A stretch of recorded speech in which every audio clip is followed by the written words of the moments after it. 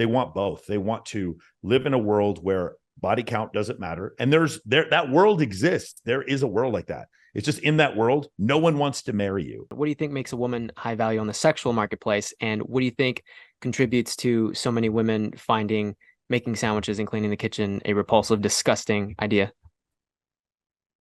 Listen, man, like anybody can do whatever they want. Like I have some friends of mine that are feminists, and they're whenever there's these TikToks of women are like making sandwiches for their man, and I love taking care of my man, and I do this. They're like, "Oh, you're setting feminism back," and I'm like, "No, anybody can do whatever they want." Like as a Christian man, if I know someone who's Muslim and is like, "I don't want my wife walking out without, without her face covered." That's his decision, and she has as long as she has a decision to not be in that relationship, I don't really care. Like we really need to be accepting of more women who want to stay in the home, and if a woman doesn't want to stay in the home, that's fine too, but she needs to be more accepting of the men who then don't want to marry her.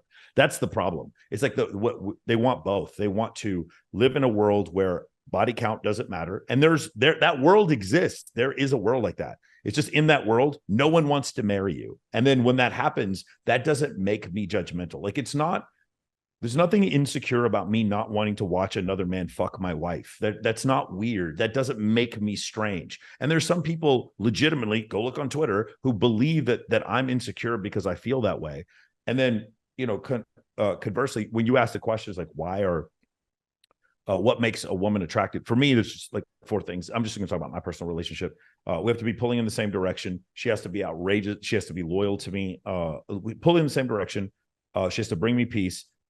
She has to show me loyalty as far as like specifically the sexual loyalty, but other loyalty too. Like don't talk about me behind my back to my friends or something like that. And then there's also boundaries in the relationship.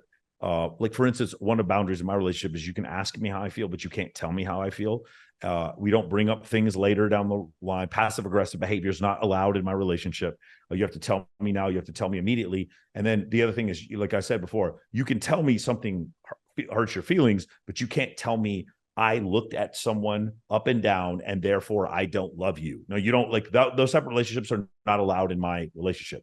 You don't know what I was looking at and you don't know how I feel. You don't get to tell me how I feel. You are always allowed to ask me how I feel, but you can never tell me how I feel. And so those are the things that I find to be most attractive. And then the other things are like a level of physical attractiveness. I happen to be dating someone who's a lot younger than me, but like youth is not something that I specifically cared that much about. Perfectly. I've had plenty of relationships with women in their mid 30s, and I'm dating someone who's in their early 20s now. Never made any difference to me really that much. There's just a body type that I'm very attracted to and a look that I'm very attracted to. And then there's a level of loyalty where, my girlfriend, she has a Glock 17 sitting next to the bed. And I have no doubt whatsoever that if someone were trying to hurt me, she would shoot them effortlessly. This woman would do anything to protect her relationship with me and to protect her man. And that's one thing I like about her. I love the fact that I have no questions about her loyalty whatsoever. So that's why I chose her. And if I wasn't in a relationship with Kylie, I wouldn't be in a relationship with someone else. It's not like Kylie or some other girl. It would be Kylie or I'd just be single. So she was like, there's a lot of companies that have this thing called a chief revenue officer. Sam might know about a company that has one, a chief revenue officer. Most companies don't have a chief revenue officer. Kylie has the position of Michael's girlfriend. That position didn't exist.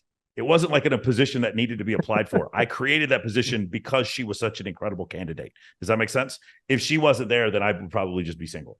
So that's what I find attractive. But going back to the other thing, Dante, yes, I mean, the thing is, as far we get further and further away from a survival scenario. Men and women don't need each other for survival anymore. It's not 1850 where we have to have a lot of children together. And when we do, those children help us as farm hands and knitting clothes. And like having 14 children was actually like a survival scenario because you knew you were going to lose children and you literally needed bodies in order to like tend the farm, in order to create subsistence, in order to live. That's all gone now. Now a woman can make $300,000 a year and buy a shotgun, and she legitimately does not need a man in her home.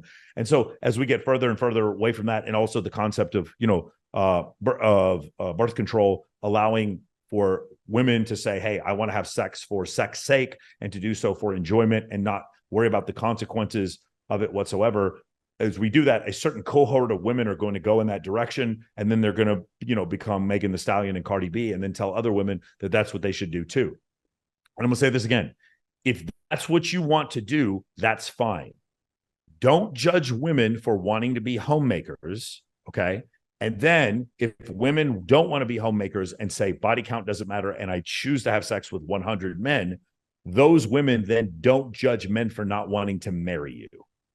That's my whole point. Let's just don't judge. And as far as me judging women who have slept with 100 men, I don't judge. Not only do I not judge them, I invite them on my fucking show, Access Vegas, and we talk about it all day. I love women who act like sluts. They're incredible. They're super funny. They make me laugh. They're tremendous friends, super fun people to go to nightclubs with.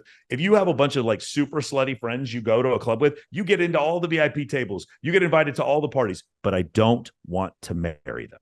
That's the only difference.